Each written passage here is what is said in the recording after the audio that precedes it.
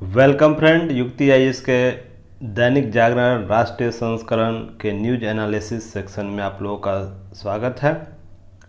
आज 9 तारीख है। आज इसका न्यूज एनालिसिस मैं अमर अरविंद आपके सामने लेकर आया हूं, जिसमें PT plus mains plus interview related topic जो है उससे संबंधित चर्चा की जाएगी। की नोट्स दिए जाएंगे आप लोगों को, कुछ पीटी प्लस मेंस के विस्तृत चर्चाएं की जाएगी तथा कुछ आपको प्रश्न इसके साथ दिए जाते हैं डेली। आप लोगों को पता होगा, जो भी लोग जुड़े हैं और जो नए हैं वो अभी आप लोगों को पता चल जाएगा क्या है आगे, उससे देखेंगे। पीटी प्लस मेंस का क्वेश्चन भी आप लोग साथ में प्रोवाइड कराया जाता है, जिससे आप लोग अभ्यास कर सके। और टेलीग्राम जो चैनल चल रहा है उससे आप लोग जुड़िए और उसमें आंसर राइटिंग जो पीटी प्लस मेंस का है वहाँ पर आप लोग सेंड कर सकते हैं। सारे लिंक आप लोग को डिस्क्रिप्शन बॉक्स में दिया रहता है, वहाँ से आप लोग ऐड होइए। टेलीग्राम ग्रुप पर, व्हाट्सएप ग्रुप पर, फेसबुक ग्रुप पर, आप जिससे जुड़ना चाहते हैं वहाँ पर आप लोग लिंक डिस्क्रिप्शन बॉक्स में दिया रहता है, वहाँ से आप लोग क्लिक करके आप लोग ऐड हो सकते हैं। चलिए न्यूज एनालिसिस देखते हैं, महत्वपूर्ण बातें क्या क्या हैं। कल टोक्यो ओलंपिक का समापन हो गया, उससे पीटी ओरिएंट बहुत सी बातें आप लोग के यहाँ देखने को मिलेगी। आप लोग यहाँ पर न्यूज़ देख लेना है, पढ़ लेना है, कुछ की नोट्स बना लेना है। इसके संबंध में एक वीडियो मैं लेकर जल्द ही आऊँगा टोक्यो ओलंपिक और ओलंपिक पर। उसके अलावा कुछ की नोट्स है, उसे देख लेते हैं क्या है आज के पेपर में। की नोट्स है टोक्यो ओलंपिक से कुछ महत्वपूर्ण बातें हैं, जैसे टोक्यो ओलंपिक में करीब 11,000 एथलीट ने 339 इवेंट में भाग लिया। पीटी ओरिएंट बातें आप लोगों को यहाँ से मिलेगी, जो आपको पीटी में पूछा जा सकता है। यहाँ से प्रश्न आपको पीटी में पूछा जा सकता है। नेक्स्ट है, ओलंपिक के उद्घाटन समारोह में भारतीय हॉकी टीम की कप्तान मनप्रीत सिंह और मुक्केबाज एमसी मैरी कॉम ने ध्वज आरोहण किया। और समापन में कौन किया? समापन में आपको कांस्य पदक विजेता ने किया है। चलिए देखते हैं, इंटरनेशनल ओलंपिक कमेटी के अध्यक्ष अभी कौन है? थॉमस बाक ने टोक्यो ओलंपिक 2020 के समापन औपचारिक घोषणा कर दी है। अब अगला ओलंपिक कहाँ होगा? पेरिस 2024 टोक्यो में, जहां एफिल टावर पर आपको एक कल झंडा भी फहरा दिया गया है ओलंपिक का। नोट, टोक्यो ओलंपिक के अध्यक्ष कौन है अभी हैं? सेको हाशिमोटो थे। कि ओलंपिक खेलों में कोरोना वायरस के बढ़ते मामलों का कोई संबंध नहीं, एक बयान जारी किया है। तो इसके संबंध में आपको प्रश्न यहाँ से पूछा जा सकता है। इंटरनेशनल ओलंपिक कमेटी के अभी प्रेसिडेंट कौन है? थॉमस बॉक। आप लोग ये सब पीटी ओरिएंट बातें देख लीजिएगा। ग्रीस समर गेम्स के होस्ट करने वाला पहला देश था। वहीं फ्रांस पेरिस का अगला सम्मेलन ओलंपिक होगा। आपको पीटी ओरिएंट बातें हैं। टोक्यो ओलंपिक में क्लोजिंग सेरेमनी किसने झंडा फहराया? भारतीय झंडा। तो भारतीय ध्वजवाहक बजरंग पुनिया थे। तो आपको यहाँ से प्रश्न पूछा जा सकता है। और ये कौन से पदक विजेता रहे इस ओलंपिक में, ये भी प्रश्न आपको यहाँ से पूछा जा सकता है। जो क्लोजिंग सेरेमनी था, सभी एथलीट लोगों ने स्ट्रॉन्ग टुगेदर का एक मैसेज भी दिया। तो कौन सा मैसेज दिया है ये भी आपको प्रश्न में पूछा जा सकता है। पीटी ओरिएंट अलग अलग इवेंट में कुल 340 गोल्ड मेडल, 338 सिल्वर मेडल और 402 ब्रॉन्ज मेडल खिलाड़ियों ने जीते हैं। ये मेडल संख्या है टोटल। तो यहाँ प्रश्न पूछा जा सकता है। भारत का प्रदर्शन क्या है इस संदर्भ में, तो देखते हैं। ट्रैक एंड फील्ड के संबंध में भाला फेंक जो एथलीट नीरज चोपड़ा हैं, जो 121 साल के इतिहास ओलंपिक इतिहास में जो है ट्रैक एंड फील्ड में पहला स्वर्ण पदक जीता। तो भारत के लिए एक स्वर्णिम इतिहास का दिन था वो लास्ट दिन। बैडमिंटन के संबंध में क्या था? बैडमिंटन के खिलाड़ी पीवी सिंधु ने ओलंपिक व्यक्तिगत स्पर्धा में 2 पदक जीतने वाली पहली भारतीय महिला बनी। और ये कौन सा पदक जीती है? आप लोग के संबंध में आप लोग कमेंट बॉक्स में बताइए। भारोत्तोलन के संबंध में क्या? मीराबाई चानू ने भारत को रजत पदक दिलाया। मीराबाई इससे पहले कौन पदक जीती थी? कर्णम मल्लेश्वरी। सिडनी 2000 ओलंपिक जो हुआ था उसमें कांस्य पदक जीती थी।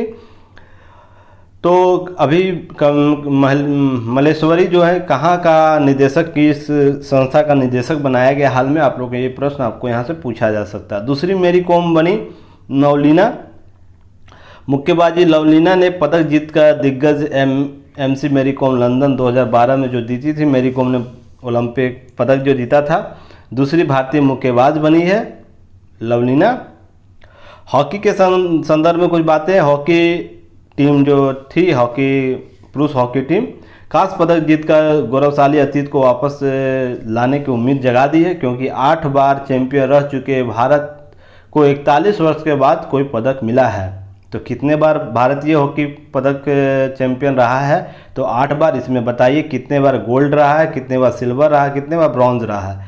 तो आपको यहाँ से कुछ प्रश्न आपको मिलेंगे। नंबर गेम क्या रहा है इस ओलंपिक में? देखिए, पहली बार ऐसा हुआ जब पहले ही दिन पदक तालिका में आ गए भारतीय, जब भारोत्तोलन के लिए पहली बार मीराबाई चानू ने रजत पदक जीता था। अर्थात ओलंपिक का पहला दिन ही शुरुआत हुआ जिसमें भारत का स्थान, जो तालिका में, पदक तालिका में भारत का स्थान आ गया था। दूसरा गेम नंबर गेम क्या रहा? 13 वर्ष बाद ओलंपिक में किसी स्पर्धा में भारत को मिला स्वर्ण पदक। तो ये 13 वर्ष बाद पुनः भारत को स्वर्ण पदक मिला है, वो भाला फेंक में। नीरज चोपड़ा से पहले 2008 ओलंपिक में निशानेबाज जो अभिनव बिंद्रा जी थे, उन्होंने स्वर्ण पदक दिलाया था।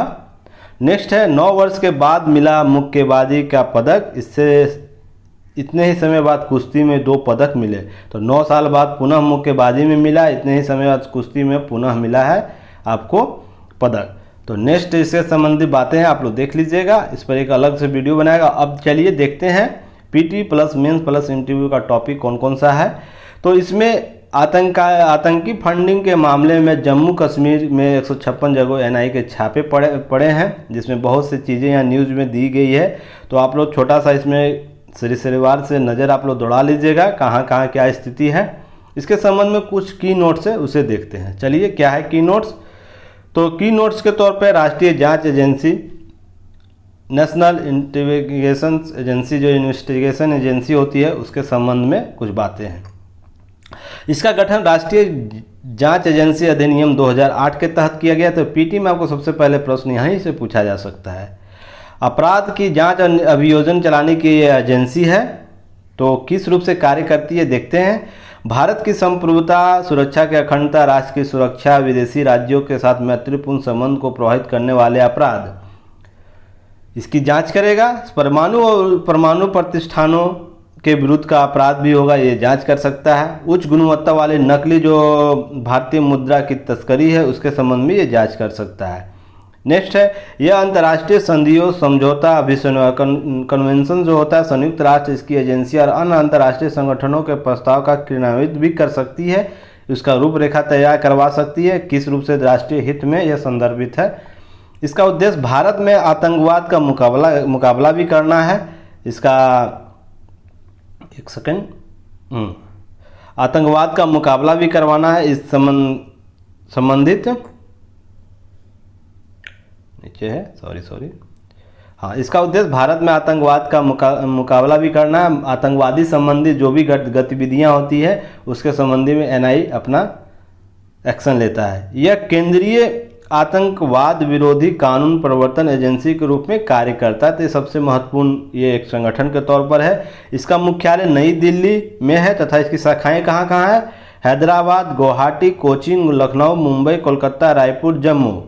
तो आपको PT ओरिएंट यहाँ से प्रश्न देखने को मिलेंगे। NIA को केंद्र सरकार द्वारा NIA अधिनियम 2008 की धारा 6 के अनुरूप मामले सौंपे गए हैं। तो कौन कौन से मामले सौंपे गए हैं? एजेंसी इन मामलों की जांच स्वतंत्र रूप से कर सकती है। जांच के मामले में NIA विशेष न्यायालय गठन करने के लिए सक्षम बनाया गया। इसे है गैरकानूनी गतिविधियों रोकथाम अधिनियम 1967, UPA अर्थात UPA का तथा कुछ सूचीबद्ध अपराधों के तहत अभियुक्तों पर मुकदमा चलाने के लिए एजेंसी को केंद्र सरकार की मंजूरी लेनी होती है। कुछ ऐसी गतिविधियां हैं जिसमें केंद्र सरकार की मंजूरी लेनी जाती है, न तो वह स्वतः कार्य करता है। UPA के अंतर्गत मंजूरी अधिनियम धारा 45(2) के तहत गठित प्राधिकरण के रिपोर्ट के आधार पर दी जाती है। गठित होता है प्राधिकरण, उसके आधार पर निर्णय लिया जाता है। नोट इसमें आप लोग एक बात ध्यान रखनी है, गृह मंत्रालय मिनिस्ट्री ऑफ होम अफेयर्स जो है कि समय समय पर एनआईए के कार्यबल, वित्तीय और अवसंरचना आवश्यकताओं की समीक्षा करता है। तो कौन करता है? तो गृह मंत्रालय करता है। ये गृह मंत्रालय का अधीन कार्य करता है। अब इसके साथ ही आपको एक एक्ट याद रहना चाहिए, विधेयक याद रहना चाहिए, विधेयक जो हाल ही में किया गया है। 2019 विधेयक लाया गया था जिसमें जाली मुद्रा या बैंक नोटों संबंधित अपराध की जांच करने से अधिकार देता है। प्रतिबंधित हथियारों का या निर्माण या बिक्री संबंधी अधिकार इसे दिया जाता है। साइबर आतंकवाद के संबंधी कुछ और भी अधिकार दिए जाते हैं। विस्फोटक पदार्थ अधिनियम 1908 के तहत अपराध जो किए जाते हैं उससे संबंधी जांच कर सकती है। केंद्र सरकार एनआई अधिनियम 2008 की धारा 11 से 22 के तहत एक या एक से अधिक विशेष न्यायालयों का गठन कर सकती है। तो किस धारा के तहत यह एनआई विशेष न्यायालय का गठन कर सकती है? आपको पीटी ओरिएंट यहाँ देखने को बात मिलेगा। वर्तमान में इसके संस्थापक कौन है? इसके संस्थापक महानिदेशक कौन थे एनआई के? राधा विनोद राजू। और वर्तमान में कौन है? वाईसी मोदी इसके महानिदेशक है, जिनका कार्यकाल 1 मई 2021 तक है। हवाला क्या? इसके संबंध में आपको बातें जाननी चाहिए, क्योंकि जब भी ये चीज़ें आएगा आतंकवाद फंडिंग तो हवाला के माध्यम से ही किया जाता है। तो हवाला टर्म एक आएगा जिसे आप लोग को जानना चाहिए। तो हवाला टर्म क्या है उसे जानते हैं। धन हस्तांतरण की एक अवैध और अनौपचारिक प्रणाली है। यह धन के लेन देन व दलालों के एक बहुत बड़े नेटवर्क के रूप में काम करता है। यह अनौपचारिक है, कोई वैधानिक रूप से कार्य नहीं करता, अवैध तरीके से ये कार्य करता है। मुख्यतः यह मध्य पूर्व, अफ्रीकी और दक्षिण एशियाई देशों में इस हवाले का जो रैकेट है वो बहुत जोर शोर से देखा जाता है, वहीं से ये संचालित होता है। गृह मंत्रालय द्वारा जारी आंकड़ों के अनुसार प्रतिवर्ष हवाला कारोबार से लगभग 20 से 25 अरब का जो मुद्रा का विनिमय किया जाता है, अर्थात भारत में मुद्रा भेजा जाता है। इसके और भी आंकड़े अपरोक्ष रूप से सामने आते रहते हैं। यह आंकड़ा और भी बढ़ता जा रहा है। नेक्स्ट है, इसमें भारत सबसे अधिक हवाला का कारोबार केरल राज्य से होता है। तो कहाँ से होता है? केरल राज्य से होता है, क्योंकि खाड़ी देशों में बहुत सी मात्रा में विदेश से हवाला के जरिए पैसा भेजा जाता है। आप लोग देखते होंगे एयरपोर्ट पर बहुत बार पकड़ाया जाता है। एयरपोर्ट पर बहुत से अथॉरिटी होती है, एयरपोर्ट अथॉरिटी, उनके द्वारा हवाला के पैसे पकड़े जाते हैं। तो आप वहाँ से समझ सकते हैं। इससे हवाला मामले से जुड़े 2 व्यक्ति का नाम है, जिसमें एक है व्यापारी हसन अली और दूसरा ललित मोदी, जो हवाला के मामले में गिरफ्तार किए गए थे। अब मॉडल आंसर, इसका मेंस मॉडल आंसर क्या है इसके संदर्भ में देखते हैं। राष्ट्रीय एकीकरण में राष्ट्रीय जांच एजेंसी किस रूप से प्रभावी है, इसके विभिन्न आयामों को स्पष्ट करें। तो राष्ट्रीय एजेंसी जो IA है वो किस रूप से राष्ट्रीय एकीकरण को प्रभावित करती है या प्रभावी है, सकारात्मक नकारात्मक दूसरे इसका विवेचन कीजिए, विभिन्न आयाम इसके क्या है उसके जांच भी कीजिए। चलिए, पीटी ओरिएंट क्या है? राष्ट्रीय जांच एजेंसी का गठन कब हुआ, वर्तमान महानिदेशक कौन है, किस शक्ति के तहत किस एजेंसी को जो शक्ति दी गई वो किस एक्ट के माध्यम से दी गई है, और लास्ट है इसमें राष्ट्रीय जांच एजेंसी रिपोर्ट की जांच किस मंत्रालय को दी जाती है। तो इससे संबंधित आपको पीटी ओरिएंट बातें मिलेगी। मेंस ओरिएंट टेलीग्राम पर ग्रुप बना हुआ है, दैनिक जागरण न्यूज एनालिसिस से आप लोग सर्च कीजिएगा। वहाँ पर आप लोग अपना आंसर राइटिंग फॉर्मेट जो भी है आप लोग भेजिएगा। वहाँ से आप लोग को इधर मेरे द्वारा पर्सनली चेक करके आप लोगों को उसका उत्तर प्रारूप भेजा जाएगा। चलिए नेक्स्ट देखते हैं क्या है। नेक्स्ट है 9.7 करोड़ किसानों को अनाज मिलेगी सम्मान निधि की अगली किस्त में। किसानों को आज मिलेगी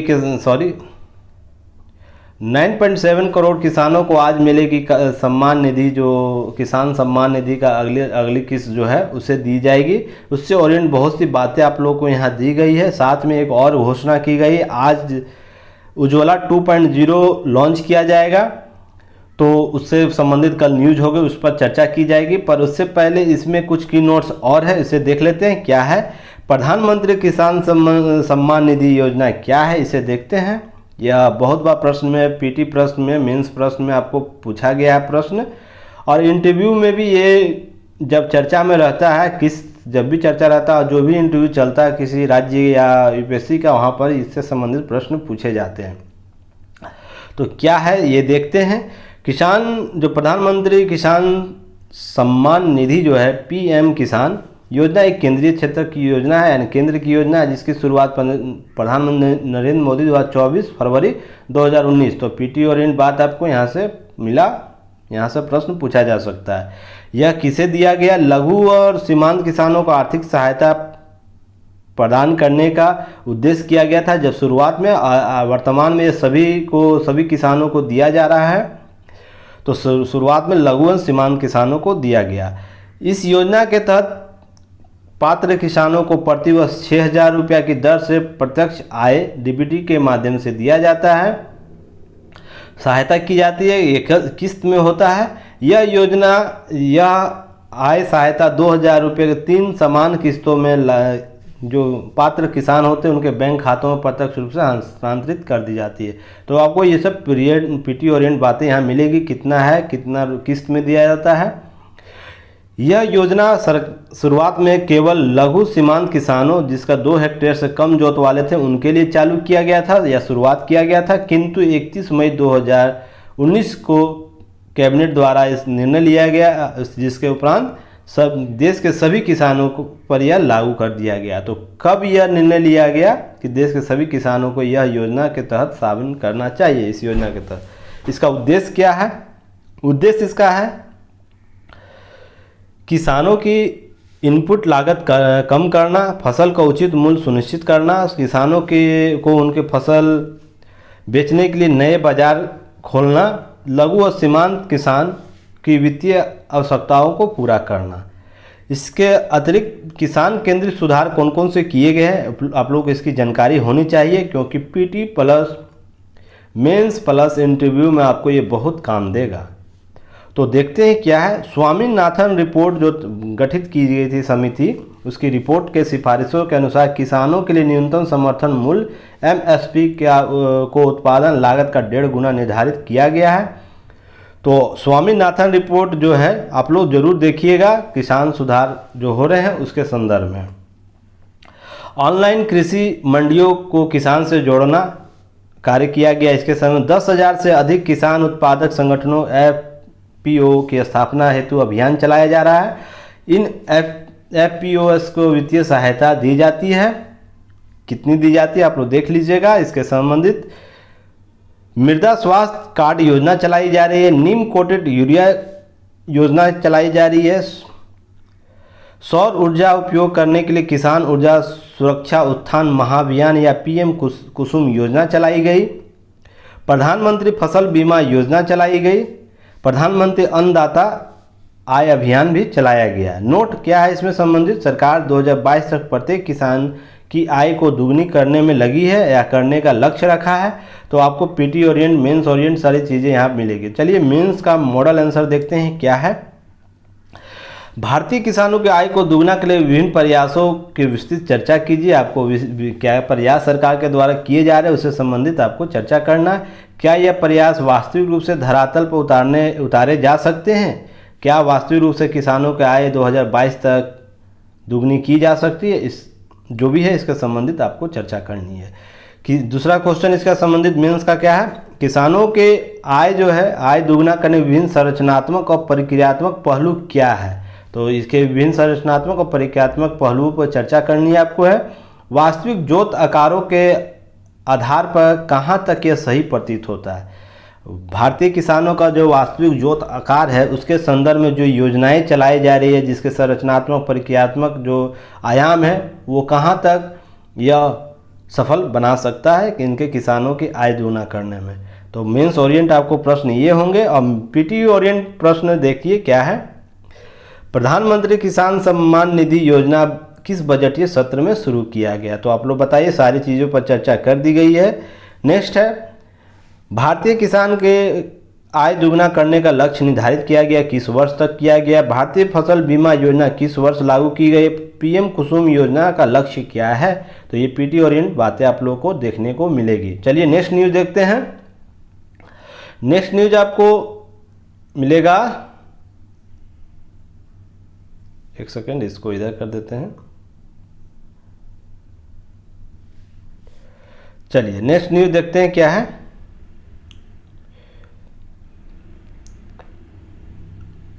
राष्ट्रीय सुरक्षा, जो समुद्री सुरक्षा और पर जो यूएनएससी के जो अध्यक्षता करेगा, राष्ट्रीय सुरक्षा संयुक्त राष्ट्र सुरक्षा परिषद का भारत, उसमें मुद्दा दिया गया है। किन मुद्दों पर चर्चा करेगा, विषय आज है, आज शाम को होगा, आप लोग जरूर देखिएगा इसे, क्योंकि भारत पहली बार इसकी अध्यक्षता में पीएम कोई, भारत का पीएम इसका नेतृत्व करेंगे। तो इसके संदर्भ आप लोगों को देखनी चाहिए, बहुत सी चीज़ें आप लोग सीखने को मिलेगी। तो उसमें आज का विषय क्या है, समुद्री सुरक्षा बढ़ाना और अंतर्राष्ट्रीय सहयोग का विषय इससे संबंधित शामिल किया जाएगा। बहुत सी बातें यहाँ दी गई है, आप लोग देखिएगा इसको, एक सेकेंड। बहुत सी चीज़ें आप लोगों को यहाँ दी गई है, इसे आप लोग जरूर देखिएगा, न्यूज़ को जरूर पढ़िएगा, क्योंकि यह मेंस में बहुत उपयोगी होगा। कुछ की पॉइंट है, इसे देखते हैं। चलिए की पॉइंट क्या है। भारत 8वीं बार संयुक्त राष्ट्र सुरक्षा परिषद अस्थायी सदस्य के रूप में प्रवेश किया है। पिछले जो उसका कार्यकाल शुरू हो गया है। परिषद में इसकी सदस्यता कब अवधि 2 वर्ष के अर्थात 21 और 22 के तक होगी। भारत यूएन सिक्योरिटी काउंसिल का एक अस्थायी सीट के लिए दावेदारी करता है या वकालत करता है। भारत को संयुक्त राष्ट्र सुरक्षा पर अस्थायी सदस्यता क्यों नहीं दी जा रही, इसके संबंध में बातें कुछ है। चलिए देखते हैं। भारत संयुक्त राष्ट्र का संस्थापक सदस्यों में शामिल था। जब गठन हुआ था 1945 में, यह संस्थापक सदस्यों में था। तो आप लोग समझिए भारत को उसमें क्या अस्तित्व रहा होगा विश्व में, जो एक स्वतंत्र राष्ट्र नहीं था, फिर भी इसे अस्थायी संस्थापक सदस्य के रूप में शामिल किया गया था। भारत संयुक्त राष्ट्र पीस कीपिंग अभियानों में सर्वाधिक योगदान देने वाला देश है। वर्तमान में विश्व भर में 8500 से अधिक शांति सैनिक तैनात है, जो संयुक्त राष्ट्र की 5 बड़ी शक्तियों के सैनिकों की संख्या से दुगने से अधिक है। तो आप लोग समझ सकते हैं भारत कितना योगदान देता है पीस कीपिंग अभियानों में जो संयुक्त राष्ट्र के द्वारा चलाया जाता है। मान लीजिए अभी आपको म्यांमार में तख्ता पलट हो गया है, वहाँ पर अगर संयुक्त राष्ट्र का जाता है पीस कीपिंग, तो भारत के जो सैनिक है 8500 सैनिक वहाँ जाते हैं, वहाँ पर अपना कार्य दायित्व जो संयुक्त राष्ट्र के द्वारा दिया जाता है वो करते हैं। अफगान में पीस कीपिंग कार्य कर रहा है, मिडिल ईस्ट में बहुत से कंट्रियों में कार्य कर रहा है। तो इस रूप से भारत सहयोग करता है। भारत लंबे समय से UNSC United nation security council के विस्तार और इसमें अस्थायी सदस्य के रूप में शामिल होने की मांग कर रहा है। भारत 1.3 बिलियन की आबादी और $1 ट्रिलियन से अधिक अर्थव्यवस्था वाला एक परमाणु शक्ति संपन्न राष्ट्र है, तो बड़ी हैसियत रखता है। साथ ही जनसंख्या, क्षेत्रीय आकार, जीडीपी, आर्थिक क्षमता, संपन्न विरासत, सांस्कृतिक विविधता, इन सभी पैमानों पर भारत खरा उतरता है। इस पर मैंने फ्रांस के जो राष्ट्रपति था उसका बयान भी आपको बताया था, वो कितना महत्वपूर्ण बयान है आप लोग देख सकते हैं। यह दुनिया का सबसे बड़ा लोकतंत्र और एशिया की तीसरी सबसे बड़ी अर्थव्यवस्था है। नेक्स्ट है भारत को चीन के अलावा 4 अस्थायी सदस्यों जैसे अफ्रीकन, एशियन, लैटिन अमेरिका, मध्य पूर्व देशों, दुनिया के विभिन्न हिस्सों में अन्य काम विकसित सहित प्रमुख शक्तियों का समर्थन प्राप्त है।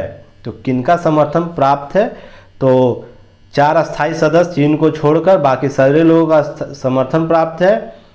अफ्रीकन यूनियन का, लैटिन अमेरिका का, मध्य पूर्व देश का, दुनिया के विभिन्न हिस्सों के देशों का, जो कम विकसित देश है। तो इस प्रकार कह सकते हैं चीन को छोड़कर लगभग चीन, पाकिस्तान और कुछ देश है, तुर्की नाम है जिनमें शामिल है। तो इन सबों का नाम छोड़कर बाकी विश्व के सभी देश इसको अस्थायी सदस्यता के लिए समर्थन करते हैं। भारत 7 बार यूनाइटेड नेशन सिक्योरिटी काउंसिल का, G7 का, G4 का सदस्य रहा है। इसलिए अस्थायी सदस्यता की मांग तार्किक लगती है। United Nations security council Bharat का योगदान बहुत सा है, जैसे 50-51 में कोरियाई युद्ध के संबंध में विराम आपको संबंध में इसमें बात की थी 1967-68 में, सॉरी एक सेकंड, हाँ 1967-68 में सब साइप्रस के राष्ट्रीय मिशन में इसका योगदान रहा। नेक्स्ट आपको 70-72 में संयुक्त राष्ट्र बांग्लादेश के प्रवेश हेतु जोरदार समर्थन किया था। 1977-78 में अफ्रीका में प्रबल समर्थन किया था रंगभेद के खिलाफ, और 1978 में नाबिया स्वतंत्रता के लिए इसने आवाज़ उठाई थी। 1884-85 में मध्य पूर्व एशिया, फिलिस्तीन, लेबनान के मामलों में आवाज़ उठाई थी सुरक्षा परिषद में। 1991-92 में पहली बार शिखर सम्मेलन में भाग लिया था सिक्योरिटी संगठन। तो आपको पीटी ओरिएंट यहाँ से बात पूछा जा सकता है, पहली बार की शिखर सम्मेलन यूनाइटेड नेशंस सिक्योरिटी काउंसिल के शिखर सम्मेलन में भाग लिया। और उसके भी बहुत से कार्य किए शांति और सुरक्षा बनाए रखने के। वर्ष 2011-12 के संदर्भ में आपको विकासशील जो भारत ने विकासशील देशों के मुद्दे पर शांति व्यवस्था, आतंकवाद के नियंत्रण, अफ्रीकी आदि जो संबंधित देशों की आवाज़ उठाई थी। इसकी अध्यक्षता के दौरान यूनाइटेड नेशंस सिक्योरिटी काउंसिल द्वारा सीरिया में पहली बार बयान जारी किया था। इसी की अध्यक्षता के संदर्भ में भारत की अध्यक्षता उस वर्ष कर रहा था, तो सीरिया में पहली बार बयान जारी किया, सीरिया पर बयान जारी किया गया था। अंतर्राष्ट्रीय आतंकवाद पर व्यापक अभिसमय CCIT का मसौदा तैयार करने में भारत की अहम पहल थी। और संयुक्त राष्ट्र सुरक्षा परिषद क्या है, इसके संदर्भ में बातें देखते हैं। यह एक 6 अन्य महत्वपूर्ण अंगों में से एक अंग है। चार्टर, संयुक्त राष्ट्र चार्टर द्वारा इसकी स्थापना की गई थी। यूनाइटेड नेशंस सिक्योरिटी संरचना व्यवस्था संयुक्त राष्ट्र चार्टर 23 के तहत इसका गठन किया गया है। संयुक्त राष्ट्र की सबसे शक्तिशाली निकाय है, जिसमें प्राथमिक जिम्मेवारी अंतर्राष्ट्रीय सुरक्षा, शांति और सुरक्षा को कायम करना है। संयुक्त राष्ट्र के अंग के सिफारिशें करते, किंतु सुरक्षा परिषद के पास सदस्यों का जो देशों के लिए निर्णय एक बाध्यकारी प्रभाव के रूप में कार्य करता है। अस्थायी और अस्थायी सदस्य होते हैं, जिसमें 15 सदस्य, कुल 15 सदस्य होते हैं, 5 अस्थायी और 10 अस्थायी। सुरक्षा परिषद 5 अस्थायी कौन कौन देश हैं? ब्रिटेन, फ्रांस, रूस, चीन। गौरतलब अस्थायी सदस्यों 10 अन्य देशों प्रत्येक 2 वर्ष के लिए चयन होता है। तो आप लोग कमेंट बॉक्स में बताइए या टेलीग्राम पर कमेंट करके बताइएगा कि इसमें अस्थायी अस्थायी सदस्य के रूप में कौन कौन से देश शामिल हैं। मॉडल आंसर इसका देखते हैं, मॉडल प्रश्न देखते हैं, जिसे टेलीग्राम पर आप लोग जरूर लिख के भेजिए, सेंड कीजिए, क्योंकि एक नया इनिशिएटिव है, आप लोग से डायरेक्ट कनेक्ट होने की बात है मेंस में। चलिए, संयुक्त राष्ट्र सुरक्षा परिषद में भारत के अस्थायी सदस्यता कहाँ तक युक्तियुक्त है, विवेचना कीजिए। कहाँ तक युक्तियुक्त प्रतीत होती है, इसकी विवेचना करने के लिए एक प्रश्न है। दूसरा है, संयुक्त राष्ट्र सुरक्षा परिषद में भारत के अस्थायी सदस्य चीन द्वारा किए जा रहे गतिरोध को भारत किस तरह निपट सकता है, किस मंचों के द्वारा चीन के लिए भारत विकल्प तलाश सकता है चीन के गतिरोध के संबंध में, तो इस पर चर्चा करना है। पीटी ओरिएंट बातें देखते हैं, क्या प्रश्न है। संयुक्त राष्ट्र सुरक्षा परिषद के कुल कितने सदस्य हैं? भारत संयुक्त राष्ट्र परिषद में भारत का चयन किस वर्ष के लिए किया गया है सुरक्षा परिषद जो अस्थायी सदस्य के रूप में? संयुक्त राष्ट्र का मुख्यालय कहाँ है? संयुक्त राष्ट्र सुरक्षा परिषद का अस्थायी सदस्य भारत कुल कितनी बार बन चुका है? तो ये सब पीटी ओरिएंट बातें हैं।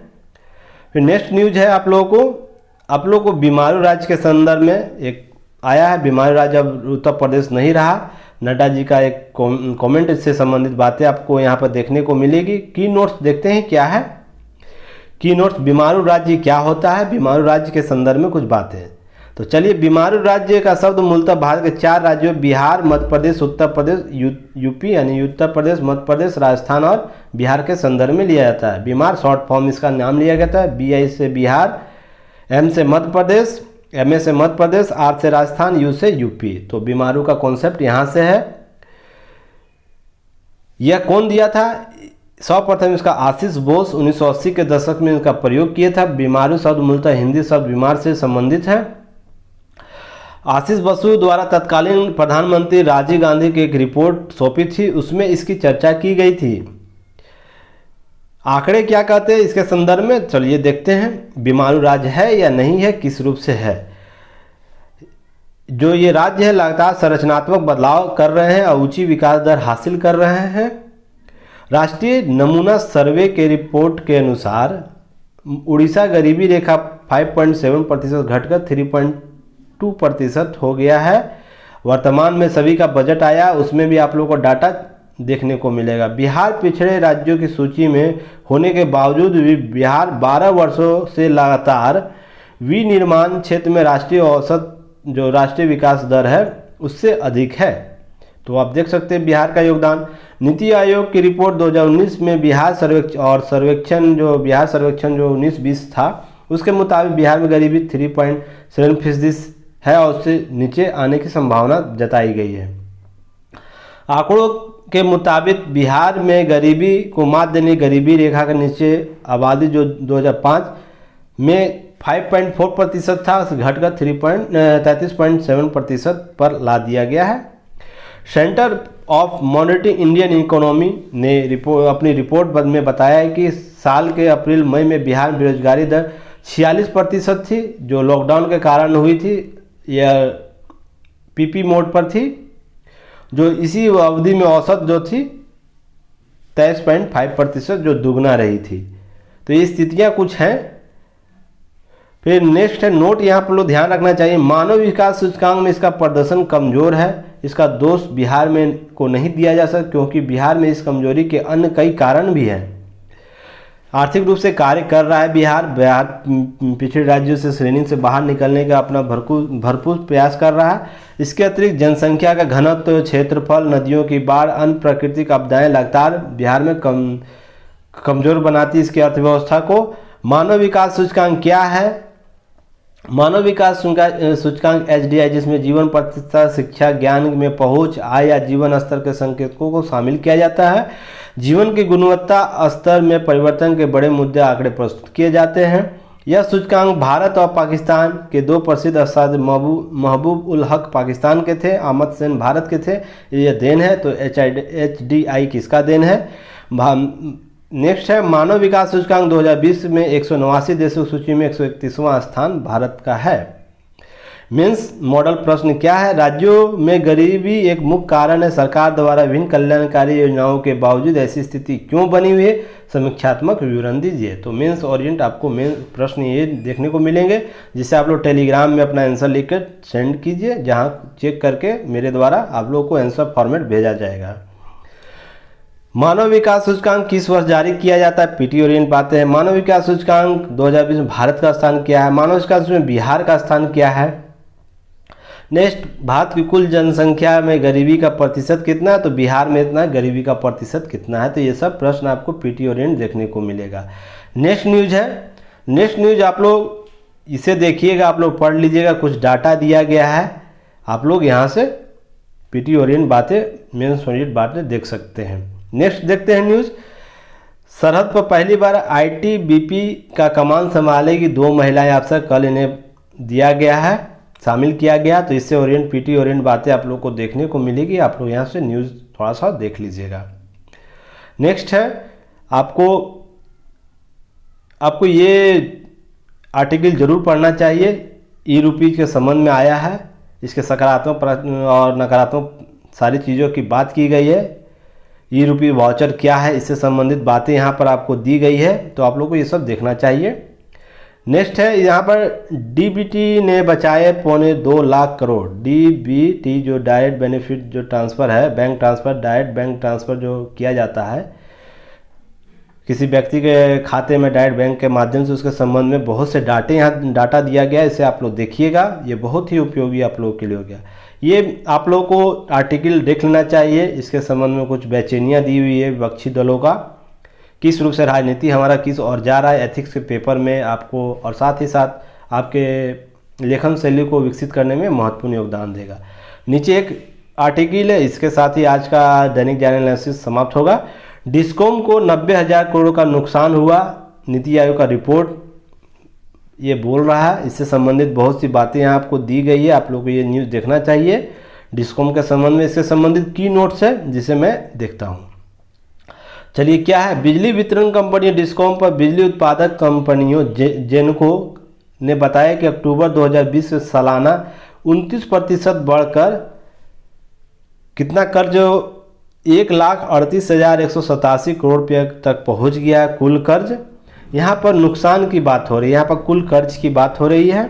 अक्टूबर 19 तक डिस्कॉम पर बिजली वितरण कंपनियों का बकाया 1,06,734 करोड़ रुपये था। Payment ratification and analysis and in power procurement for beginning transparency in requirement of generation. Praapti के पोर्टल से यह जानकारी मिली है कि इतना आपको बकाया बाकी है। तो ये आपको प्राप्ति किस संदर्भ में कार्य करती है, किससे संबंधित पोर्टल है, तो आपको पीटी ओरिएंट बातें पूछी जा सकती है। बिजली वितरण कंपनियां कौन है, बिजली उत्पादक कंपनियां कौन है, आपको यहाँ से प्रश्न पीटी ओरिएंट पूछा जा सकता है। यहाँ नोट आप लोगों को ध्यान रखना है। नोट के संबंध में जैसे गैर परंपरागत ऊर्जा स्रोत मसलन सौर ऊर्जा और पवन ऊर्जा कंपनियों का बकाया कितना है, 11,072.88 करोड़ रुपया। तो केवल जीवाश्म ईंधनों का जो बकाया है वो तो है ही, साथ में आपको इससे भी संबंधित बकाया है। किस राज्य में सबसे ज़्यादा बकाया हिस्सेदारी है वो भी देख लेते हैं। राजस्थान है, महाराष्ट्र है, उत्तर प्रदेश है, जम्मू कश्मीर है, तेलंगाना है, आंध्र प्रदेश है, कर्नाटक है, झारखंड है, हरियाणा, तमिलनाडु। बिजली वितरण कंपनियों के उत्पादक कंपनी सबसे अधिक बकाया सबसे अधिक हिस्सा रखते हैं या है। उदय योजना आप लोग को ध्यान रखना, इसके संदर्भ में कंफ्यूज मत होइएगा। इसे यूजुअल योजना भी कहा जाता है, एक उज्ज्वला योजना भी है जिसमें एलपीजी सिलेंडर संबंधित तथा आप इसके साथ उज्ज्वल योजना भी एक है, उजाला योजना, एक उजाला योजना और एक उजाला योजना जो आपको एलईडी बल्ब दिया जाता है उससे संबंधित एक योजना है। जो आप लोग कंफ्यूज मत होइए, सब अलग अलग है। तो चलिए देखते हैं उदय योजना।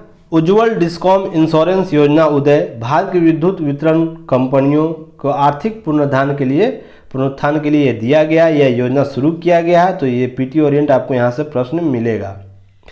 5 नवंबर 2015 को यह योजना प्रारंभ की गई थी। इसके तहत राज्य और केंद्र शासित प्रदेशों दोनों के घाटे में चल रही विद्युत वितरण कंपनियों को घाटे से उबारने एवं उनकी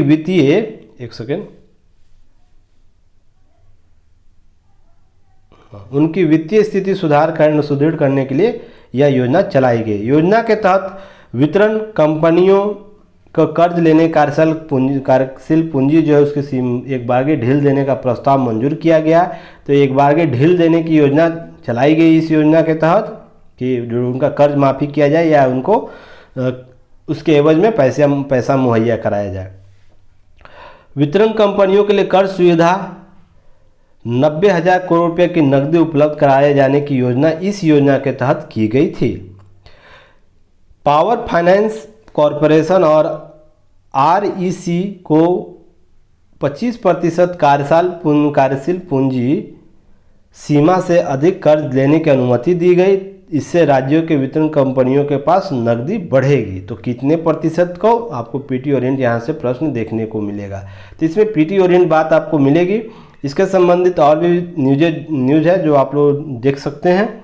आज का न्यूज एनालिसिस इतना ही था।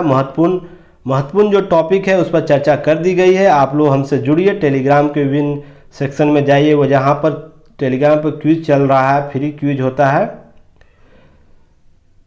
जिसमें मॉर्निंग में आपको सब्जेक्ट टॉपिक होता है, दिया रहता है कोई टॉपिक से होगा। फिर आपको मिड डे के सेशन में आपको करंट का टॉपिक होगा तथा इवनिंग के सेक्शन में आपको मिक्स आपको क्वेश्चन देखने को मिलेंगे वहाँ पर। तो इससे संबंधित जो भी है टेलीग्राम चैनल से जुड़िए। हमारी युक्ति टीम के द्वारा जो भी प्रोवाइड कराए जा रही है परीक्षा उपयोगी उससे आप लोग जुड़िए और हमें सहयोग प्रदान कीजिए। चलिए तब तक के लिए धन्यवाद। जय हिंद।